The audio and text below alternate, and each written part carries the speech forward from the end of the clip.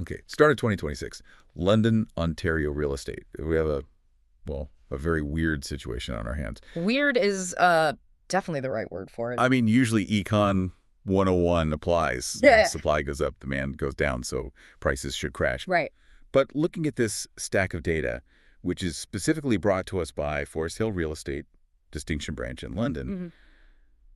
the market just isn't playing by the rules. It really isn't. So today we're doing a deep dive into these January 2026 numbers to figure out, well, why? And look, if you need someone to actually help you navigate this weirdness, whether you're buying, selling, or investing, you really need to bookmark www.foresthilldistinction.com. They are the boots on the ground for this stuff. Okay, let's get into it. The first red flag for me in the data, inventory. I'm looking at 6.6 months of inventory. Yeah. For anyone not, glued to real estate charts, Yeah.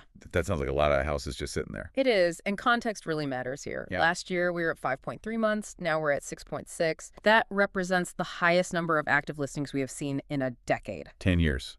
So the shelves are fully stocked. Packed. And technically, anything over 5 or 6 months is firmly buyer's market territory. Yeah.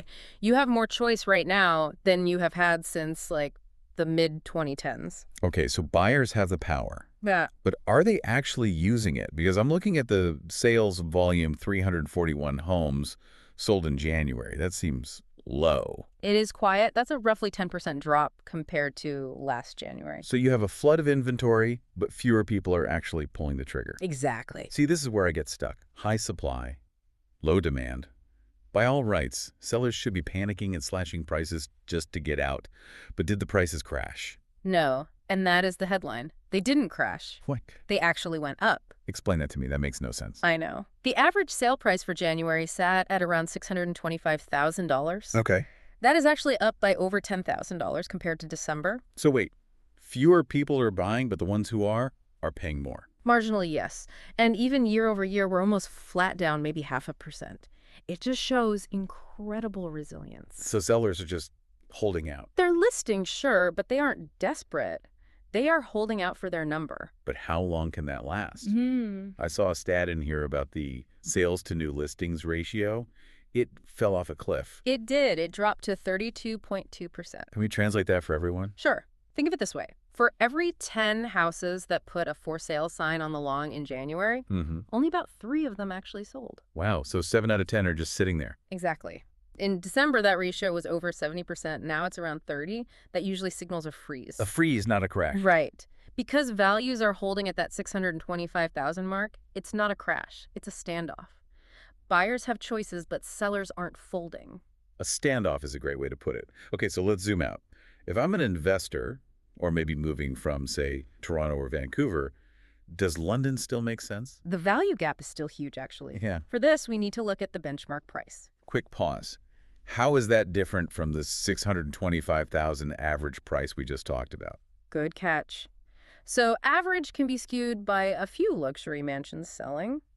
Benchmark is the price of your typical standard home, sort of the middle of the pack. Got it. For the local area, that typical home is about $558,000. Okay, 558,000. Now compare that to the national benchmark for Canada, which is roughly $658,000. So a $100,000 discount compared to the Canadian average. Precisely, and that's your margin of safety. If you're a first-time buyer or an investor, you're getting significantly more house for your money here than the national standard. And I guess that affordability floor helps keep the prices from just plummeting, even when sales slow down. That's the idea. It provides a strong foundation. So to recap this whole strange landscape, Yeah. we have inventory at a 10-year high.